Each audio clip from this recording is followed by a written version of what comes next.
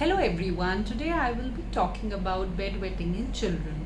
So most children by the age of 5 to 6 years stop bedwetting during night time and they can wake up and go to the bathroom. But more than 10% children more than 5 years still continue bedwetting. So if your child is still bedwetting above 5 to 6 years of age also, please don't worry about it. In fact, 1 to 2% of children even after 10 years continue bedwetting without any major issues.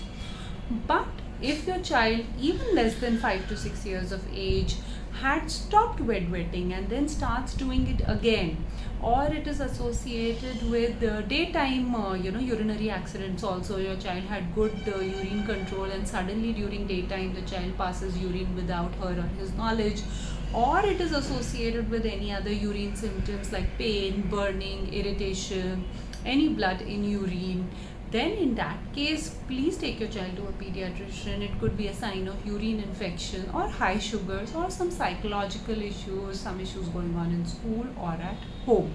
Otherwise, below 6 years for bedwetting, nothing to be done. For children above 6 years, once just visit a pediatrician. I usually get a basic urine test done to make sure there are no infections and a basic ultrasound of the kidneys and the bladder to make sure no problems there. But in majority of the children, we find nothing. Here are few tips which can help you in controlling or decreasing this problem. Firstly, do not scold or embarrass your child about this issue. As I said, more than 10% children may still be bedwetting above 6 years and it's totally normal, and in most of the cases it gets better on its own. So don't make them feel ashamed about it or don't make a big deal about it.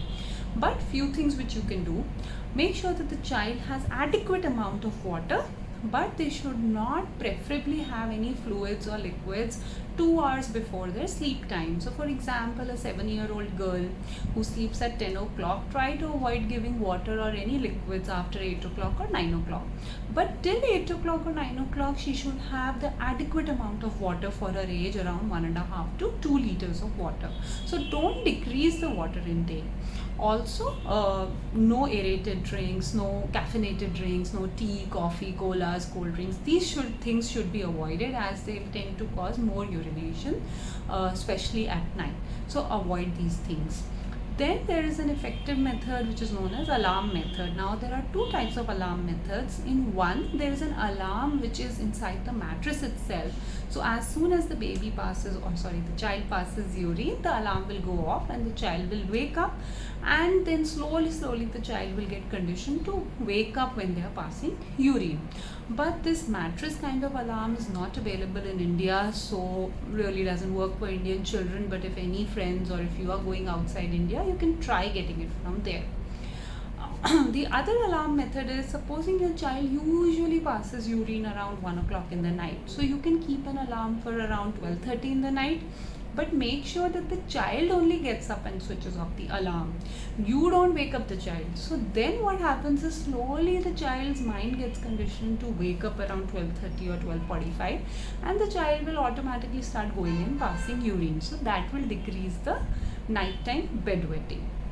Keep encouraging your child for good behavior. So you should have a reward system, but not for nighttime dryness, but for the adequate behavior. So for example, if your child is not having cold drinks, your child is having adequate water, but 2 hours before bedtime the child is getting up and switching off the alarm, you can designate some points for each of these things, and you say, okay, when you reach so many points you can get a small gift. So that is a positive kind of reinforcement.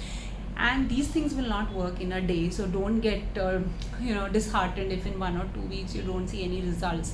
Usually these methods take around 4 to 8 weeks to see some improvement in your child's bedwetting.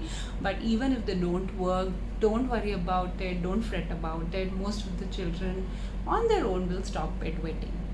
There are few medicines for bedwetting, but sometimes what happens, once the course of medicines gets over, the bedwetting again starts. So I don't prefer these medicines too much, and definitely not for children below 10 years.